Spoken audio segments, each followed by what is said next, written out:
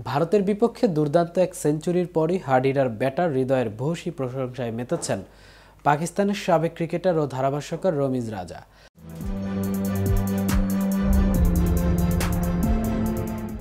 সরাসরি বলেই দিলেন হৃদয় বাংলাদেশের অমূল্য সম্পদ। নানা কারণে বাংলাদেশ দলে নেই সাকিব আল হাসান, অভিজ্ঞ মুশফিকুর রহিম ও মাহমুদুল্লাহ রিয়াদও কেরিয়ারের পড়ন্ত বেলায়। তাদের বিদায়ের পর বাংলাদেশের মিডল অর্ডারের হালকে ধরবেন তা নিয়ে ছিল অনেক জল্পনা কল্পনা। তবে সাম্প্রতিক সময়ে সেই আশার পালে হাওয়া দিচ্ছেন তাওহিদ হৃদয়। বাংলাদেশের তরুণ ক্রিকেটারদের মধ্যে তিনি সবচেয়ে বেশি ধারাবাহিকতার প্রমাণ দিয়েছেন। চ্যাম্পিয়ন্স ট্রফিতে ভারতের বিপক্ষে পেয়েছেন ওয়ানডে ক্যারিয়ারের প্রথম সেঞ্চুরি, সেই সঙ্গে ৩৫ রানে ৫ উইকেট হারানো বাংলাদেশকে পৌঁছে দিয়েছেন সম্মানজনক সংগ্রহে। ভারতের বিপক্ষে হৃদয়ের ব্যাটিং দেখে মুগ্ধ হয়েছেন পাকিস্তানের সাবেক ক্রিকেটার ও ধারাভাষ্যকার রমিজ রাজা।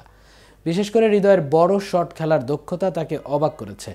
তিনি বিশ্বাস করেন বাংলাদেশ মিডল অর্ডার এক অমূল্য রত্ন পেয়েছে।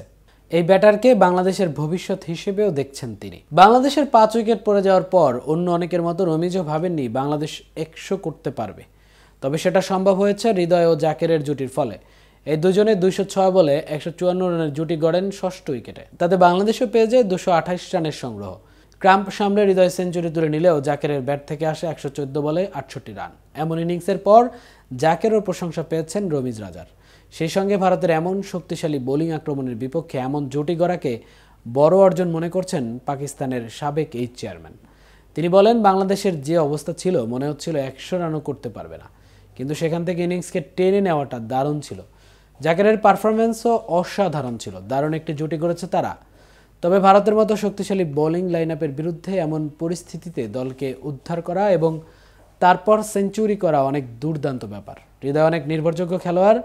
সে যদি নিজেকে সময় দেয় তবে ধারাবাহিকভাবে এমন বড় ইনিংস খেলতে পারবে। হৃদয়ের মাঝে দারুণ সম্ভাবনা আছে। উল্লেখ্য, চ্যাম্পিয়ন্স ট্রফিতে নিজেদের উদ্বোধনী ম্যাচে ভারতের বিপক্ষে টস জিতে আগে ব্যাটিংয়ের সিদ্ধান্ত নেন নাজমুল হোসেন শান্ত।